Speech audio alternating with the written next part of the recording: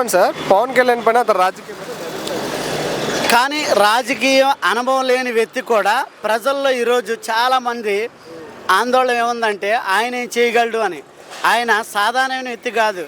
ఒక సెంటెన్స్ స్కూల్లో చదువుకున్నానని ఆయనే చెప్పాడు.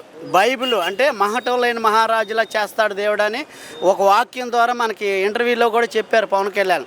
అంటే అన్ని ధర్మాలని చదివాడు ఆయన, అన్ని గ్రంథాల్లోంచి నేర్చుకున్న పదాలను కొన్ని. ఇప్పుడు సీఎం అయిన తర్వాత ఎంత పెద్ద మార్పు జరిగిందండి?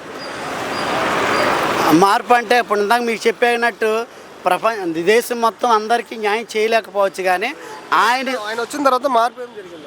ఆయన వచ్చిన చోట కొన్ని మట్టి రోడ్లు తప్ప తారు రోడ్లు చేతగానే గ్రామాలకు కూడా అన్నా మీరే ఉన్నారంటే రోడ్లు వేపించి తెల్లారు లేసి రోడ్లు వేపించి చాలామంది చూపించాం, కళ్ళ ముందు చూశారు.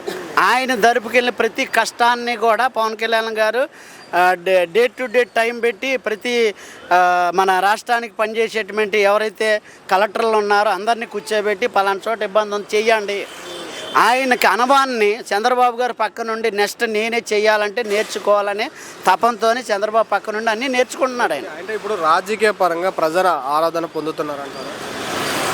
ఆ 50% పవన్ కళ్యాణ్ గారికి ప్రజల్లో నాడి ఉంది.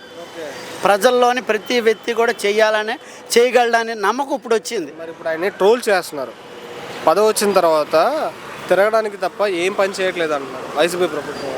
లేదు సార్, ఈరోజు కుటుంబంలో మన భార్య సాయంత్రం అన్నం వండి పెట్టమంటే తెల్లారి లేచి ఒళ్ళు నొప్పులు వస్తుంది పడుకుండి. ఈ రోజుల్లో మరి ఆయన ఒక పని చేయాలి అంటే ఎంతమందిని సందర్శించాలి? కలెక్టర్ కాడి నుంచి ఆ డివిజన్ కార్పొరేటర్ కానీ ఎమ్మెల్యేలు కాడి నుంచి అందరినీ సబ్జెక్ట్ తీసుకొని అక్కడి నుంచి ఈ పని అంతా కూడా పూర్తి చేసుకుంటూ రావాలి. ఆయన ఒక్కడే నిర్ణయం తీసుకుని ఏసీ అంటారంటే పనులు అయ్యే పని కాదు. చంద్రబాబు మధ్యలో ఉన్న నన్ను సందర్శించాలి అడుగుతారు ఆయన కాడి నుంచి మొత్తం అందరినీ ఒక టీమ్గా వర్క్ చేస్తున్నారు.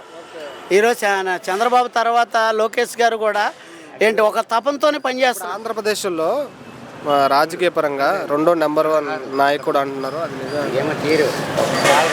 పవన్ రెండో నెంబర్ 1 నాయకుడుగా ఆయన అనుకోవచ్చు. చంద్రబాబు తర్వాత పవన్ కళ్యాణ్ తప్ప ఇంకో సీఎంగా అవ్వలేరండి ఎవరు, రానవడు కూడా. ఆయనకు ఆ ఆలోచన ఆ తపంతోనే రాజకీయం నేర్చుకుంటున్నారు. ఓవరాల్గా ఒక మాటలో పవన్ కళ్యాణ్ గారి గురించి చెప్పాలంటే ఏం చెప్తారు? పవన్ కళ్యాణ్ గారు చెప్పారంటే రియల్ నాయకుడిగా రూపాయి నేను దాచుకోవాలని ఆశించలేకోకుండా పనిచేస్తున్న ఏకైక వ్యక్తి పవన్ కళ్యాణ్ సార్.